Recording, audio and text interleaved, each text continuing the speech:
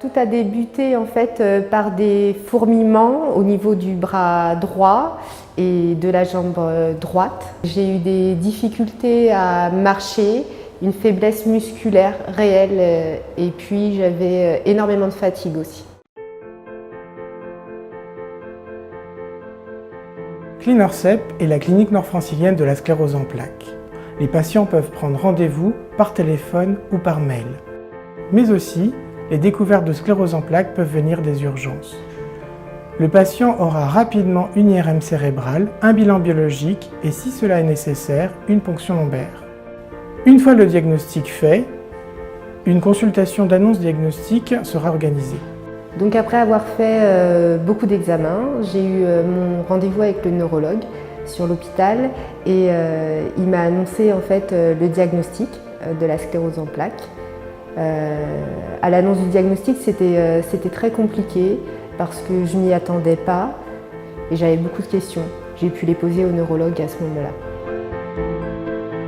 Après le diagnostic avec le neurologue, j'ai rencontré l'infirmière d'éducation thérapeutique qui a repris avec moi en fait les différentes questions que j'avais par rapport à mes doutes et on a pu aussi parler des différents traitements qui étaient proposés pour la maladie. En fonction des patients et de certaines contre-indications, une palette plus ou moins importante de traitements de fond est proposée. Certains traitements de fond peuvent se faire en hôpital de jour.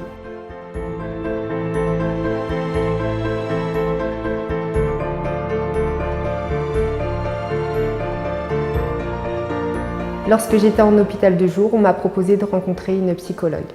Un premier contact se crée avec le patient, soit à la demande de l'équipe infirmière ou médicale, ou alors c'est une demande spontanée qui émane du patient. Ce premier contact est important parce qu'il permet de créer du lien, un lien de confiance avec le patient et d'évaluer les différents aspects de sa vie quotidienne, mais aussi l'impact de la maladie sur sa vie personnelle, familiale, professionnelle, affective et sexuelle.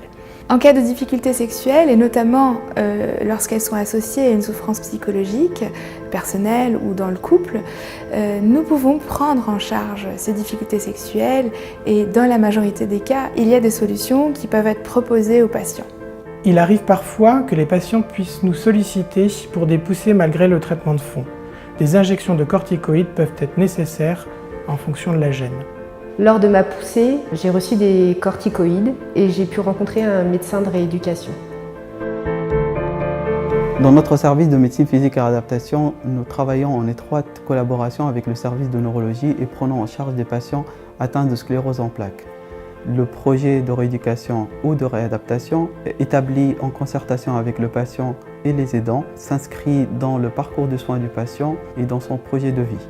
Notre objectif en APR est de recouvrer au maximum l'autonomie du patient dans les activités de la vie quotidienne, professionnelle et de loisirs. Le patient va essayer de récupérer une ou plusieurs fonctions ou de mettre en place des stratégies de compensation des fonctions déficientes. Une équipe pluridisciplinaire coordonnée par le médecin APR va travailler avec le patient sur un plateau technique performant doté de matériel innovant. Nous sommes équipés d'une bagnothérapie accessible pour les personnes à mobilité réduite, d'une plateforme de rééducation et d'évaluation des troubles de l'équilibre, d'un système d'analyse de la marche, d'un système robotisé de rééducation de la marche, d'un système robotisé de la rééducation de membres supérieurs et d'un laboratoire d'aérodynamique. La prise en charge peut se faire en soins ambulatoires ou en hospitalisation de jour ou complète de MPR. Lorsqu'on m'a proposé les traitements, on m'a aussi proposé de participer à un essai clinique et j'ai accepté. CleanERCEP participe à des essais nationaux et internationaux. Cela nous permet de faire avancer la recherche.